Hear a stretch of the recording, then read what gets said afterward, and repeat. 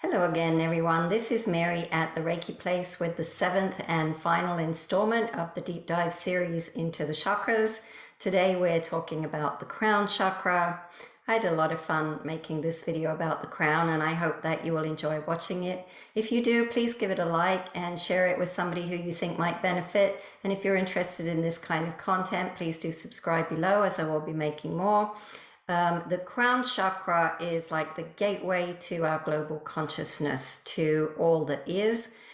Through the crown chakra, we tune in when we are in prayer, when we're in a spiritual place, when we're meditating, when we're creative, when we're imaginative. We tune in through the crown chakra, and transmissions come in and out into the pineal gland. As a healer, I use my crown chakra a lot to tune in, because I'm listening for messages from people's spirit team, listening for what's going on in their energy field. And my crown is often wide open when I take my aura after I've been giving energy healing sessions. During the pandemic in 2020 and 2021, I saw a lot of very closed crown chakras because people wanted to withdraw.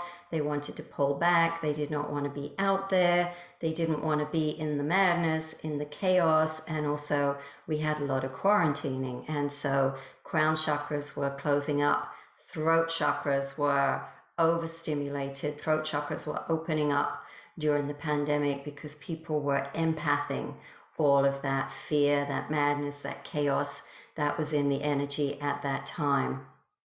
Anyway, I hope you enjoy the video, have fun watching it, and I'll talk to you in the next one. This is Sahasrara, the crown chakra, a halo of 1,000 white petals, each one tuned to the highest states of consciousness. Sahasrara connects us to the divine, and it also connects us to each other, connects us into the global consciousness. You are a being of light. Your DNA is made up of photons of light. The light from the cosmos, from the universe, from the sun, from space, from Earth, from the moon, from all of those planets and celestial bodies and the ether of space that emit light, it breaks over your body just as light breaks through a prism. This is why the colors of the chakras are exactly the same as the colors of the rainbow. And then each one of your chakra centers resonates to one of those colors of light and draws it in. And this is how the life force enters the body. So as the light breaks over your crown chakra, the red light is attracted to the root chakra, and so on up your system of chakras, until all of your chakras are filled, each with their own individual color. And then the light permeates the body through the meridian system and brings the body the life force.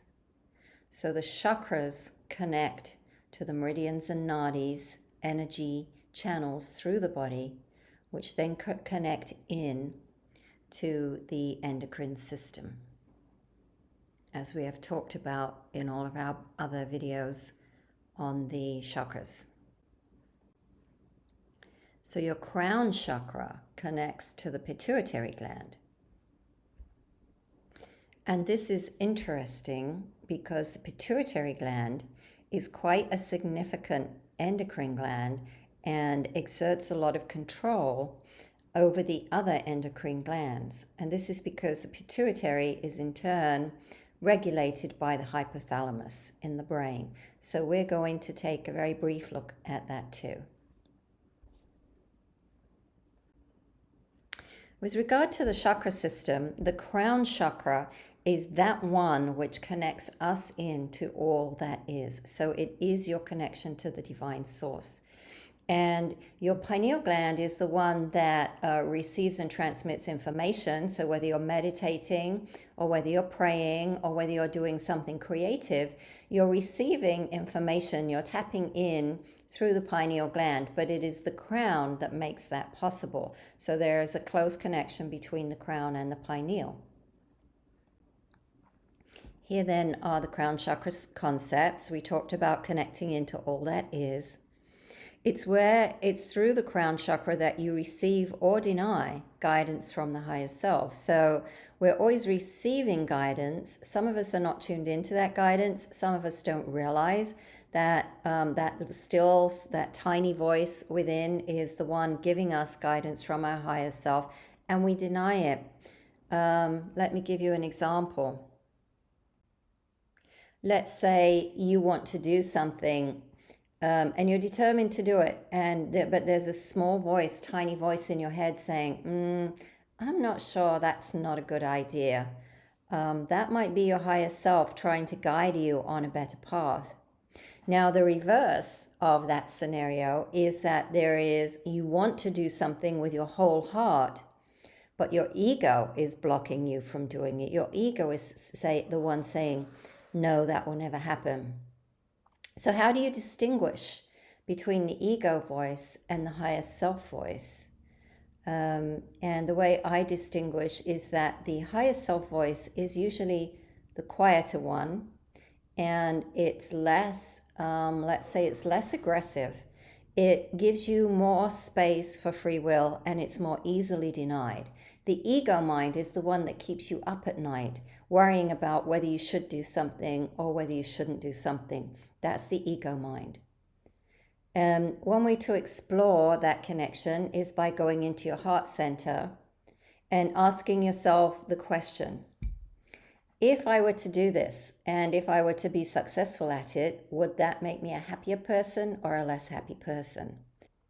If I were to throw away all of the impacts to other people, in other words, disregarding whether your mother wants you to do it, whether your sister or your brother or your spouse want you to do it, or your kids want you to do it, disregarding all of that and simply asking yourself, if none of their opinions mattered, if I were to do this thing, would I be happier or less happy? And then that's your answer, because the path of happiness is the path of destiny. The path that brings you the most joy is the path of destiny.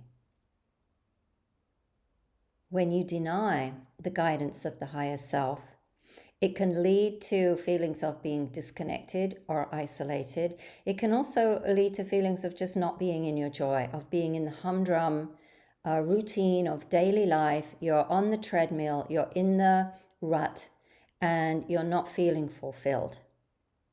So if you're not feeling fulfilled, that is a clue that you might not be listening to your higher self guidance, that your crown chakra might not be completely open. So here then, I am showing you the relationship between the hypothalamus and the pituitary gland. See how close together they are. And there on the other side is the pineal gland. And I've also added the thalamus there. So just briefly, the thalamus is responsible for perceiving, detecting the physical body's sensations and relaying those to the brain. So if you burn your finger, for example, or if you hear a sound, these are physical things that are relayed to the brain through the thalamus. The hypothalamus takes care of the body's inner environment. This is the stuff that is more on autopilot, that you don't have to worry about in your conscious mind. So things like regulating the body temperature and the circulation, that's controlling the contraction and relaxation of the veins and arteries, the water balance in the body, the food intake, how you digest food, and all of those kinds of things that you don't really have any conscious awareness of, but you just know it's going on. And so the pituitary gland controls many of the activities in the body and reacts to signals from the hypothalamus. So everything that your body does automatically is a result of the relationship between the hypothalamus, that senses whether something needs to happen, and the pituitary gland, which sends the signals to your hormonal system, your endocrine system, to create that reaction. So for example, if you get panicked and your heart starts beating fast, your hypothalamus is going to detect that and send a signal to the pituitary gland to release the right kind of hormone in the right kind of way that's going to help you to calm down so that your heartbeat comes back into its natural rhythm. That's the kind of thing we're talking about.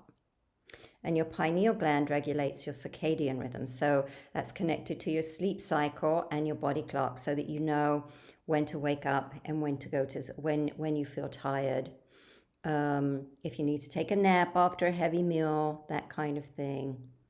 And the pineal gland is also the one that helps, like if you're traveling across time zones, helps you tune in. We talked about that a lot in the third eye chakra presentation. So your thalamus is always looking to sense the physical body state and what needs to change. So for example, if you touch something hot and you quickly withdraw your finger, it's the thalamus that is perceiving that you've drawn something hot and sending those signals via the brain to the synapses that makes you withdraw your hand quickly. Sonia Sonnenschmidt calls this the bedchamber of consciousness, or the gateway to higher consciousness. So metaphysically, the thalamus is considered the gateway to your higher consciousness. It's not just perceiving what is going on relative to the body, but it's perceiving what is going on outside, externally to the body as well. So let me give you an example, because everybody does this. You don't have to be an energy worker to do this. Have you ever walked into a room where there's some people sitting down around a table or in the living room or something like that, and you just immediately know, nobody's saying anything, but you immediately know that there's been a fight, right? You can just feel that in the air. You can feel the thickness and the heaviness in the air. You perceive the looks on people's faces where they might be frowning or might look a little bit angry or even upset. And so this is a way of sensing. And this is what I mean by sensing things that are external to the body. Like you didn't touch anyone, but you just knew. And then the reverse is also true. You can walk into a room where they're having a party and there's been a lot of laughter and maybe telling jokes. And maybe nobody's saying anything in that particular moment, but you walk in and you automatically, your spirits get lifted. You know there's something fun going on in this room, right? You just sense it. So that's what we mean by the bedchamber of consciousness. You're consciously perceiving something. You're picking up on something. The hypothalamus, though, is interacting with the body's internal homeostasis. So if there is damage to the hypothalamus, there can be you can have a disturbance in the autonomic nervous system, the body's self-regulation mechanism. This can result in all kinds of things, from being very, very ill to just feeling kind of out of sorts or out of balance.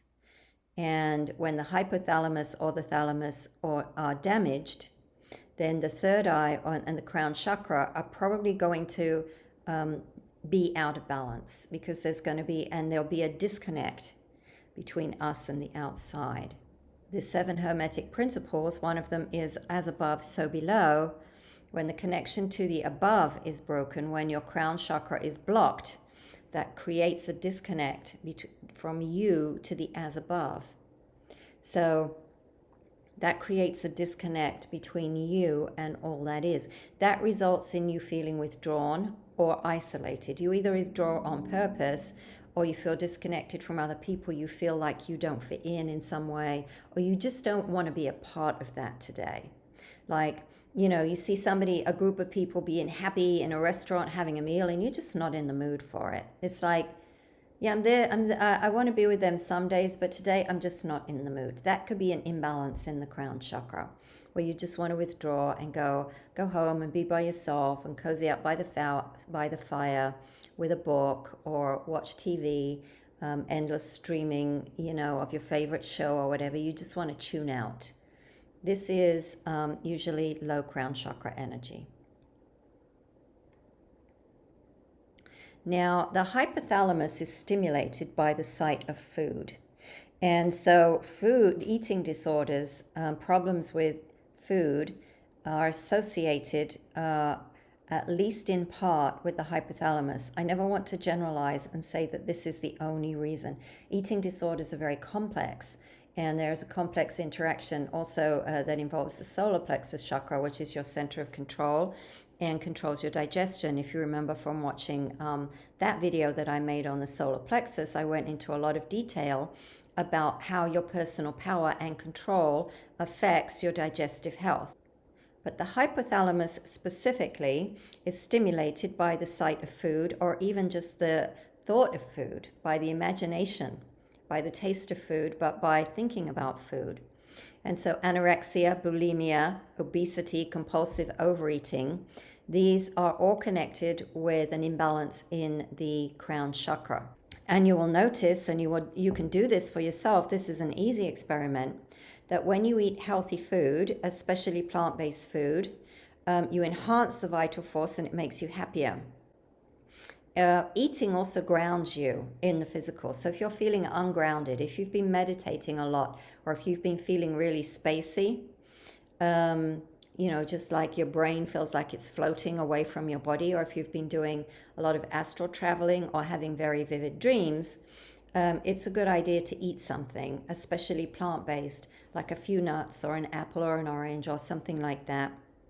You see, plants contain sunlight, and sunlight is an essential element in the vital force. The vital force is the light that comes into the body, and sunlight, because the sun feeds our planet Earth, is a very critical part of that life force. It's not the only part, because there is also energy coming in from space at large, from the solar system, from the great central sun, from the center of the galaxy, and so on.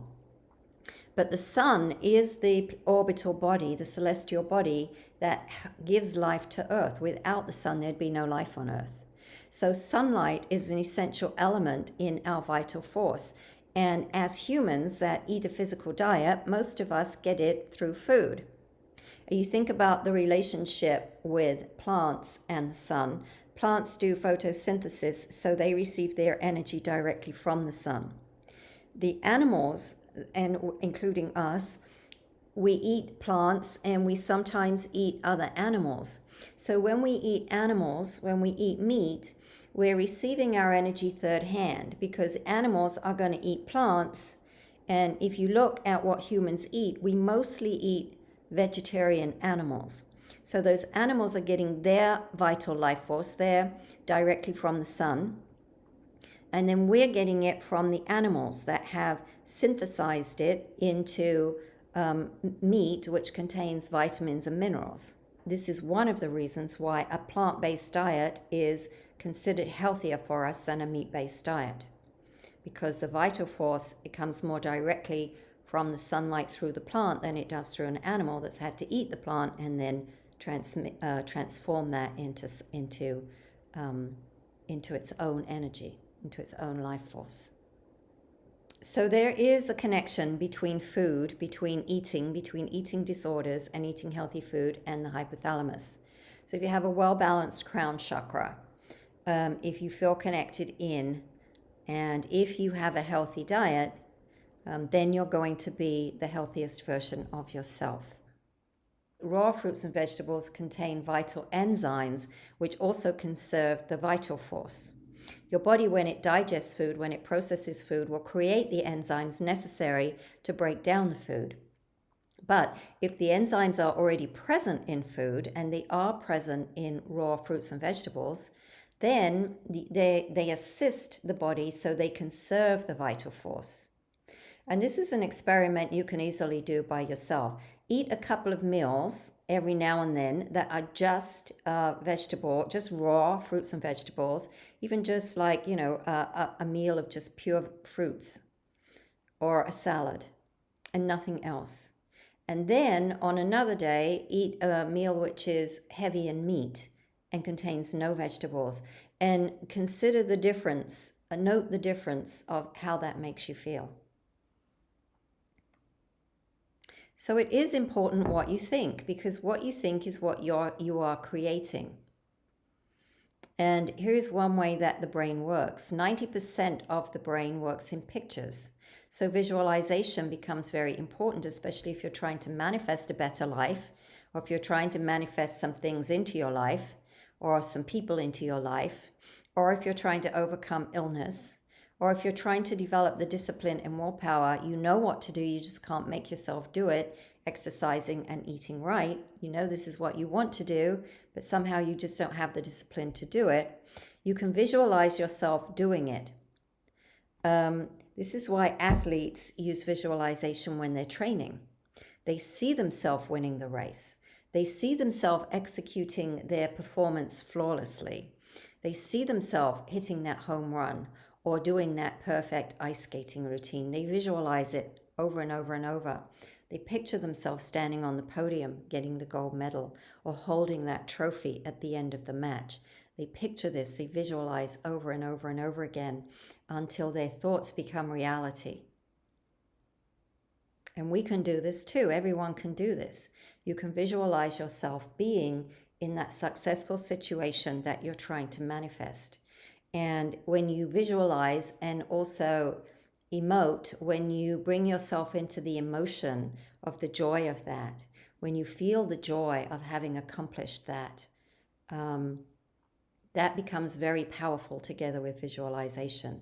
It's a very effective way to manifest. When you visualize, you're harnessing the power of the pineal as well as the power of the crown.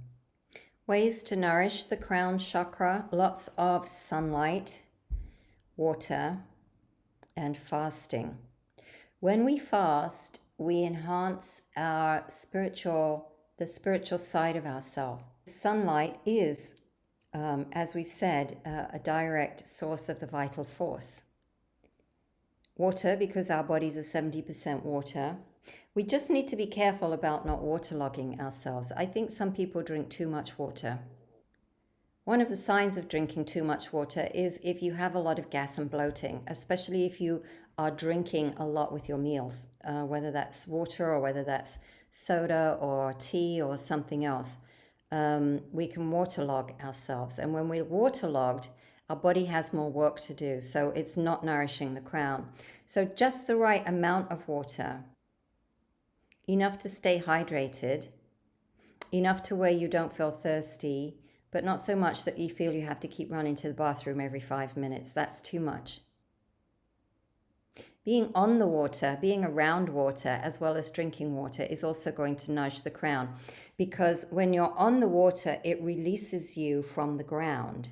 You become a little bit ungrounded, and sometimes that's a good thing. We don't want to be ungrounded most of the time, but every now and then it's good to disconnect from the earth and just go into the spiritual side of ourselves. And this is why it can feel so good to be on the water, especially if you're far out into the open ocean or into the middle of a lake or something like this, whether you're on a boat or whether you're swimming or kayaking or something else on the water.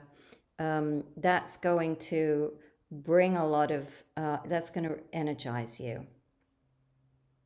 If you are somebody who likes to fast, remember that if you fast for more than a day, I recommend fasting in the presence of somebody, like having somebody in the house with you while you're fasting. And you shouldn't ever fast without water. So fasting always includes drinking water, but it implies not eating food.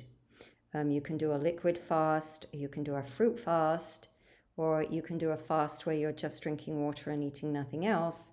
From 1 to 3 days, perhaps. I wouldn't do it longer than 3 days unless you're on a supervised fast with somebody who's monitoring your vital signs. And I wouldn't do it more than 1 day unless you have somebody living in the house with you that can monitor your health. But when we fast, it somehow enhances our psychic abilities. And the longer you fast, the more it's going to enhance that psychic ability. And one last thing about fasting is if you are fasting, you shouldn't be very active. You should be resting. This is the best way to fast, because when you fast, your body is going to try and start burning up any disease that is inside, any negative energies that is inside. When your body doesn't have to process food, it has vital force and energy to clean up some of the other things. So it will start to clean up toxins. And so as it does that, you really want to support it with the very best environment. and just lazing around the house or quietly reading a book or even going to bed and sleeping are very healthy activities if you decide to be on a fast. And then your body will have the energy it needs to really benefit from that fast.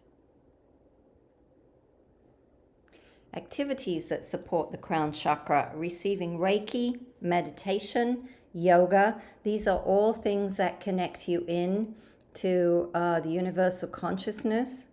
And then I have a picture here of a gospel choir singing together. So doing activities together, anything that you do in community. It could be simple like volunteering, or just, I don't know, playing a game of frisbee in the park with some of your friends, or, a softball game or something like that. What I liked about this picture though, and it is difficult to see, this picture's from Unsplash. I got it with the Pneumatic app. But it has a big shaft of sunlight coming in through the window. So they are singing together, they're rejoicing, they're celebrating, and they are in the sunlight. So that's why I like this particular picture. But yeah, all of those kinds of things support the crown. Teamwork, doing things together, being out in nature, or in isolation, but in meditation. That kind of activity that connects you into the spiritual side of yourself seamlessly. There are all kinds of crystals that support the crown. Almost anything quartz is going to support the crown.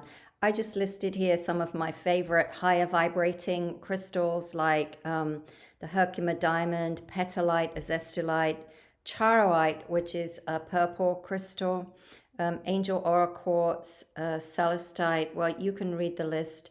But pretty much most crystals, not all, but many crystals contain some quartz or some silica, and then any of those would be good.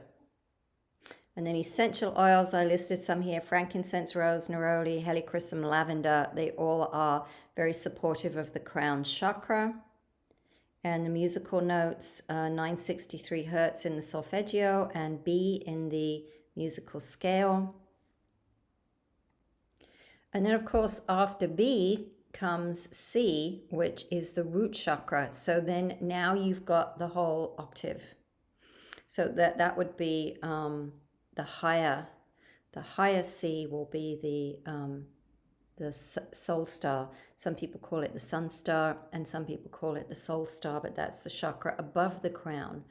So you have chakras beyond your crown chakra, and you also have the earth star below your feet. You have chakras in the palms of your hands and the soles of your feet. You have chakras in your knees.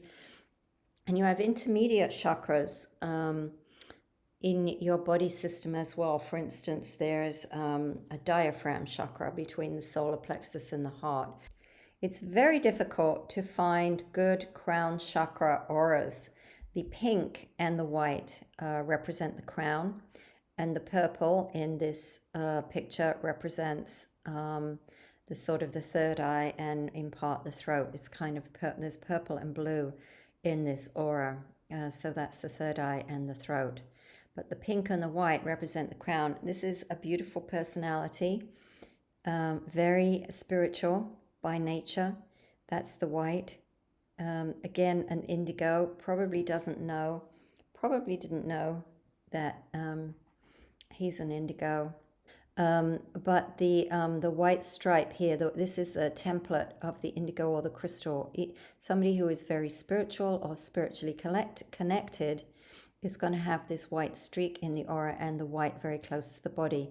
In some people, it will represent as a lighter color of their primary aura color. So it might be, if their primary aura color is blue, the streak might be turquoise, which is a higher version of blue. But in this case, a very pure white, very clear, very clean color. And he's got the purple here. This is a man. He's a father. And this little picture of the yellow aura is his son. It's actually a golden aura, and I'll explain that in just a minute. But you can see that his chakras are a little bit out of balance. So he needed to come into balance somewhat. And that's why I say he probably doesn't know that he is an advanced spiritual consciousness.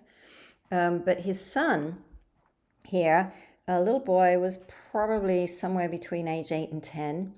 And he has a golden aura, and his chakras are all in very good balance. So this is telling me, first of all, that this man is a very good father, and he's got a good relationship with his son. And it's telling me that seeing the two auras together is telling me that his son is spiritual as well. He has different colors of spirituality, but he's carrying the gold. And children typically will have the lower chakra colors, not always, but often they will have the lower chakra colors of red, orange, and they might have like yellow and green, or yellow and blue, or orange and green, something like that. And this is typical of children, and also some adults, but it's very typical of children. And so to see this, first of all, this very well balanced chakra system in this little boy, and then the yellow, which is joy, happiness, and feeling like he's in control, feeling like he's not being coerced, he's not being bullied, but has the happiness he needs in his life, is getting the nurturing that he needs. And then around the outside, the gold aura showing that he's connected spiritually. So I loved taking this picture for this man and his son. The archetypes, the dysfunctional archetype, that is when your chakra is overstimulated or closed off, is the egotist. You believe that you need to control everything, and you resist the spiritual connection. This would be your agnostics, your atheists, those who don't believe that there is something beyond the physical body, or people who are very narrow-minded and have a view of the world that their view is the right view and the only view, and everybody, they're right and everybody else is wrong. And this can result in feeling very lonely. They might be narcissistic, they might be arrogant. These people are the opposite of feeling the victim. They are the people who feel that they've got it going on, that they know what they're doing, that nobody else knows what they're doing, and if you don't resonate with them, you're doing it wrong somehow. Whereas the opposite of that is the person who acknowledges the higher self and the divine connection, who acknowledges the spark of the divine not just in themselves but in other people. They tend to be less materialistic. They are not controlled by material values. That doesn't mean they're poor or they don't like money. It just means that the money doesn't control them. It's not their driving force. They acknowledge the role of their destiny. That means they're more willing to flow with circumstances. If they had a picnic planned and it rains, instead of getting angry, they will just acknowledge that maybe they should be doing something else that day. They're not going to let it rattle them. They'll have a plan B. They'll go to plan B. They'll say, oh, it's okay, it doesn't matter, we can do it tomorrow. Or, you know what, we'll just go to this other place that has a covered shelter and we'll redirect and we'll go there instead. In other words, they'll roll with what's happening externally instead of getting angry by it or feeling pissed off by it or feeling that, they don't have control over the situation. They'll give up control to the universe. They'll control where it makes sense for them to control, and where it doesn't make sense, they'll just give in or surrender to the will of the universe. So these people tend to be very peaceful people. They radiate joy and inner peace. They're the kind of people that you want to tell all your troubles to very often. When you meet this kind of person, they're good listeners. They understand the connection between us and other people. They're people. Not people pleasers, that's different. People pleasing is giving away your solar plexus energy, your personal power, people pleasing. But people who really enjoy other people, they're good conversationalists or good listeners, and they like to be around people. They also tend to be very open-minded. If you have a way of doing things that is very different from their own, they will tend to be very interested and curious about that, rather than being closed off or rolling their eyes and saying, oh, that's not the way, you should do that. I want to read you this quote by Ambika Walters, who wrote the book Chakras and the Archetypes, which is listed in my references on the last slide. We believe that we are limited by our bodies, by our intelligence or our feelings, and that these limitations define us. We define ourselves by our age, our color, our sex, and the amount of money and opportunities available to us. We learn to separate ourselves from others because of external hierarchies of evaluation and judgment. We give over our authority and power to people we feel have more knowledge and experience than we do. A limited view of life gives away the power of our true selves to others and diminishes the richness and beauty of our true self. So she's talking about the egotist archetype, the one with the limited beliefs, the one who is sometimes narrow-minded, not always narrow-minded, but sometimes ignorant, unknowing of the power that we have as sovereign individuals. But she's talking about the way that we obey the authorities without questioning them. We give up our power because we think somebody might know more than we do. If they belong to the government, they might know more than we do, or they might have more authority than us. We're giving over our personal power to somebody who has only a nominal or a notional or a self-appointed power that is not true power. And so this can limit us. This can limit the way we expand ourselves spiritually and the way we expand ourselves physically. Oh, I won't get that job because I'm over 65. Or, oh, I won't be able to get that job because I'm a woman and they're looking for men. Or, I won't be able to, I won't qualify for that because I don't have the right background. So we limit ourselves before we even go out and try. Wouldn't it be better to go out and try first? I know many people over 65 who are working.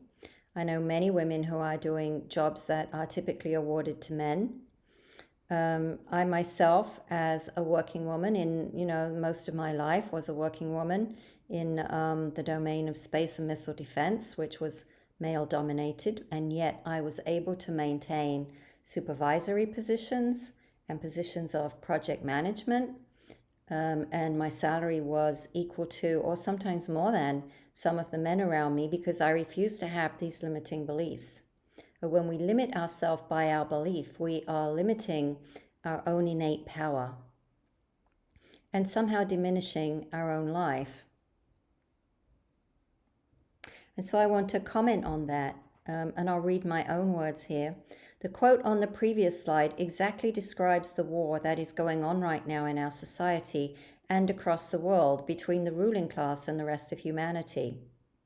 There are those of us trying to assert our individual sovereignty in the face of bullying from local authorities, government bodies, and global organizations that are seeking to overcome our innate sovereign power by telling us what we can do, where we can go and can't go, what we should think, and whether we can travel. Many of us don't even know that we have sovereign power because our crown chakras are not awakened yet to the fullness of the divine connection and the idea that we can create our own reality. So it's important, I think, to recognize that we have the power, that we can manifest in our life that which we want to make us happy and to make us fulfilled. We can manifest the money we need to live our definition of a successful life. What we think becomes manifest. If we think we can't, then we can't. If we believe we can claim our sovereign power through the power of our mind, then we can. And I think it's important, very, very important for us right now in these times to learn about our sovereign power, to learn how to wield our sovereign power, because there is a lot of censorship going on. There is a lot of control from external authorities by self-appointed vigilantes who claim to have power over us, but really don't. And so as we give into them, we are denying our own power.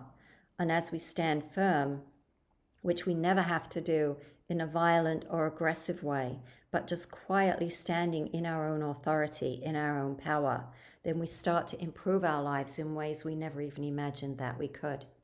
I tell all of my Reiki students, you are the light. May your light shine, and may you pass that light on to someone else.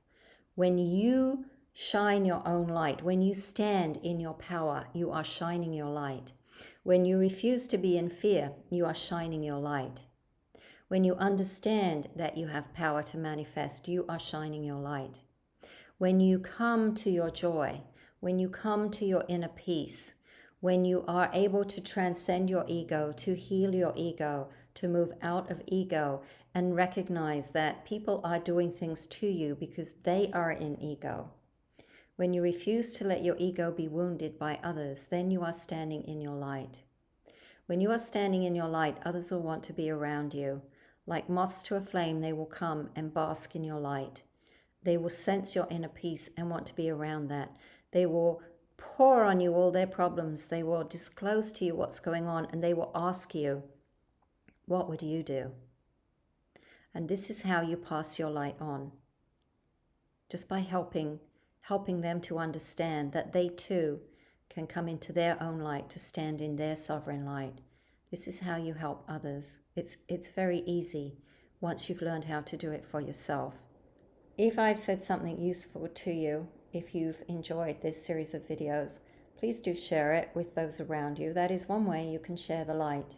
And if you have any other ideas for videos like this whole series, this deep dive into the chakras, was the result of a post that somebody made on one of my earlier videos asking me to go deeper into the chakras. So if you have ideas, I would definitely consider making a video about whatever your topic is. Thank you so much for being a part of this series, which I've really enjoyed making, and I've learned so much myself as I made this series.